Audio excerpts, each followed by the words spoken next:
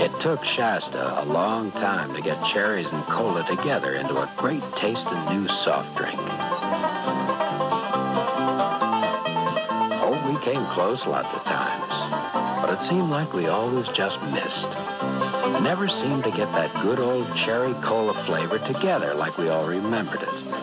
But we kept trying, and then one day it happened.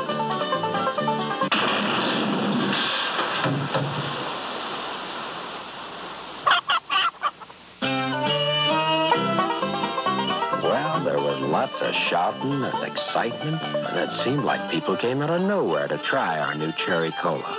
The most exciting thing to drink that's happened around these parts in a long time.